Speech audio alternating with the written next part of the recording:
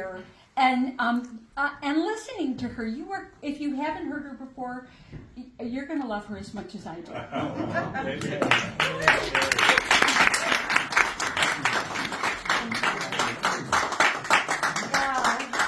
Well, good afternoon, everyone.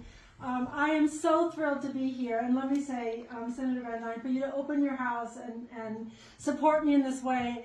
I have to remind us that the first time you did that was really a year ago yesterday, when I was running, not 1 year ago, sorry, 7 years ago yesterday. 7 years ago yesterday. Time flies. It seems like a year. Well, it's been a long day already.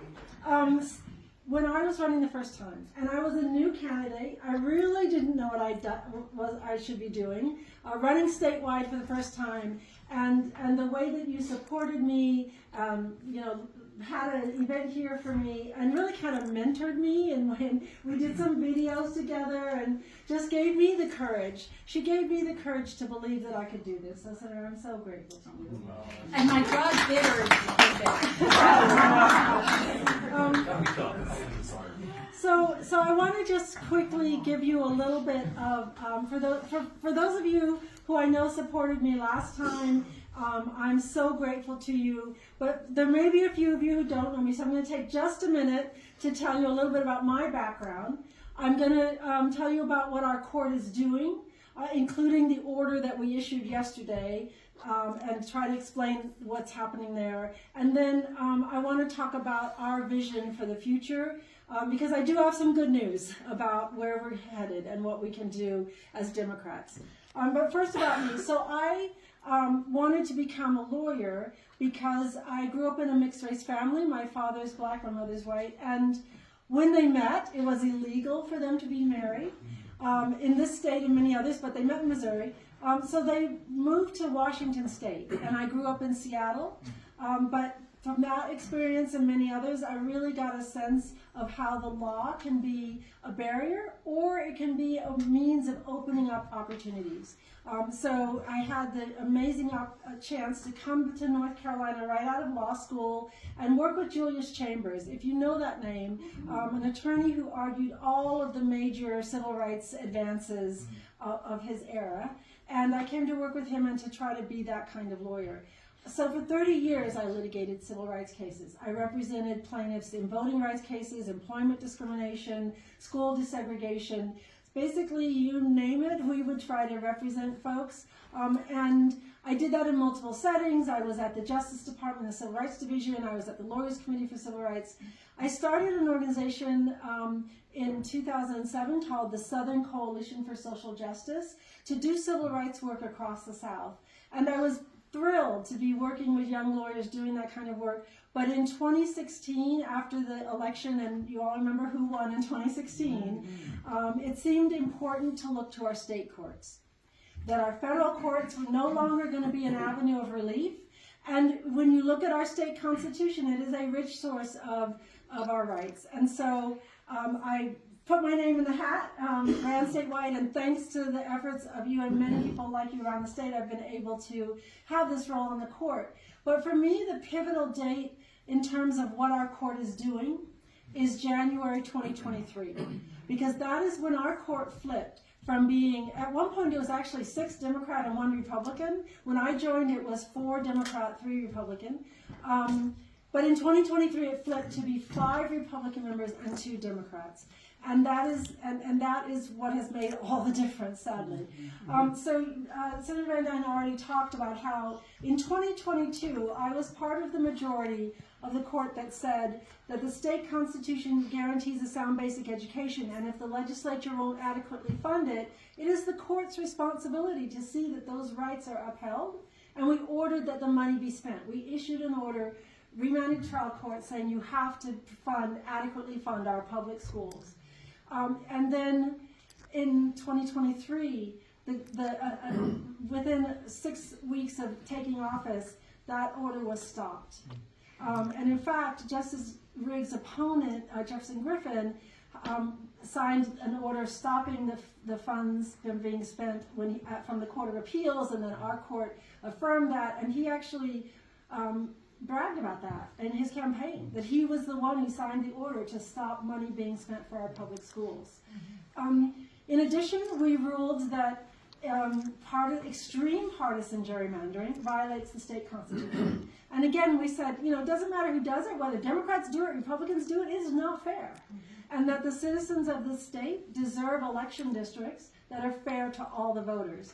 So after that order, districts were redrawn, and we had a congressional delegation that was 7 Democrats, 7 Republicans, which fairly reflects the voting patterns of the citizens of the state, right? But then in 2023, as was said, the case was reopened, reheard, and the majority said, the new majority did not contest that these were extreme partisan gerrymanders. They just said, we as the court don't have the power to do anything about it. If the legislature wants to do that, we can't be a check on the legislature. And so that means now that we have 10 districts are redrawn for the congressional delegations. We have 10 Republican districts, 4 Democratic districts. And what that means for the country, think about what that means for the country. Because if that shift had not happened, today the U.S. Congress, the House of Representatives would be in control of Democrats, and likely Hakeem Jeffries would be the Speaker of the House. So the fact that we don't have a check in Washington, when you begin to get worried about what's going on there, remember that what you do locally really matters. And that in this state, other states have other ways to control gerrymandering, but in this state, the only path to fair districts that fairly reflect the voting strength of all the voters in the state is through the courts. We also know in 2024, this is just numbers, more people across the state voted for Democrats for the state House and state Senate than Republicans. And yet we have a Senate that is a veto-proof supermajority Republican and a House with just 1 vote away from being a supermajority there. So, you don't have to be a political scientist or a mathematician to understand that that is not fair to the voters of the state. So I am most worried about the Leandro case and the fact that not only has that money been stopped, but we reheard the case and had oral arguments in February of 2024. Remember, we ordered it in 2022, the order was stopped in 23, arguments in 24. Here we are in April of 2025, and our court has not issued any decision. So you, the voters, don't have an understanding of what the majority intends to do, how they might justify it. We just know that no funding is going to our public schools. And when I've been traveling around the state, I promise you, especially in some of the rural areas in eastern North Carolina, I see public school building after school building closed because the system is contracting and they don't have the funds to keep the facilities open, and the students are, a variety of different places where they're trying to get a quality education. But it just breaks my heart to know that we are not supporting the children in the state the way that our Constitution demands that we do, because it not only says a sound basic education, it says a uniform system of public education. So that is a huge challenge. Let me mention the challenge to the votes in Justice Riggs' election, because I'm not commenting on the case. I'm not going to give you perspectives, but I can tell you the status of the case, and I can tell you what's in my dissent, because that's public and it came out yesterday. The Court of Appeals, you may remember, ruled that all 60,000 ballots should be thrown out of people who don't have the last 4 of their social or their driver's license on their registration, and some additional 7,000 or 8,000 military and overseas ballots won't count because they didn't provide an ID. And then there's a third category of people who are domiciled in North Carolina but have not actually ever resident here. Those the Court of Appeals also said should not count. And the Court of Appeals gave a cure period. Well, our court purported to not hear the case, and I think this is, I want to explain this because I think it's important. From the time that we had a Court of Appeals, 1967, until 2023 when the new court took power, if you lost in the Court of Appeals but there was a dissent, you automatically had a right of appeal in our court, and we had to hear the case. But the Chief Justice worked with the legislature to change that in the budget. So no committees discussed it, nobody came and testified about whether it was a good or bad idea. But now Justice Riggs does not have a right of appeal to our court. There was a dissent. Toby Hampson in the Court of Appeals wrote a very strong dissent. But our court gets to choose whether or not to hear the case. And so the order issued yesterday says that we're declining. We're not going to hear the case. But they made some pretty important changes to the decision. They said that the 60,000 votes, that it would be unfair to penalize voters for boards of elections not getting their records straight. So those votes will count for Justice Riggs and Jefferson Griffin. All of those 60,000 will be counted in declaring the winner of that contest. It's still important to cure all those, cure is not the right word. It is still important to make sure the Board of Elections records are accurate, because we don't want those challenges in 2026, right? And this will help Democratic candidates up and down the ballot. If there's a close race, we don't want somebody to come back and bring that kind of challenge. But what our court did say should be thrown out are the votes of those military and overseas voters, unless they come forward and produce an ID. They have to be notified first. And think about it, these are folks, some of them I think are exchange students who may have been abroad in November of last year, maybe back home now. Military, missionaries, lawyers, doctors, business people, all sorts of people had a reason to be abroad or live abroad. And they have to be contacted and provide a copy of their ID, or according to our court's order, those ballots will not count. Interestingly, it's not every voter across the state. Jefferson Griffin only challenged Guilford County in time, that is by the deadline, but then he sought to add voters from Buncombe, Forsyth, Guilford, and Durham counties. So think about those counties. Pretty blue counties, right? But it also means, and this is what I said in my dissent, if you're a registered voter in Guilford County and but living overseas, then you have to produce your ID. But if you are a registered voter in Wake or Mecklenburg or any of the 94, 95 other counties, and you vote from overseas, it's fine. Your ballot will count. You don't have to do anything further. So a real difference of treatment, and our court's order was not clear on exactly which counties or exactly how many voters are going to have to come forward with their ID.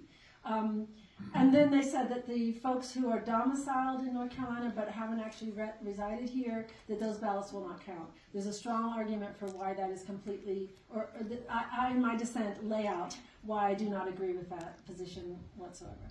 So I argue in the dissent that that the Court of Appeals opinion was a shock and awe, right? Like, we're going to throw out 68,000 ballots, people. Our opinion is more of a surgical mission.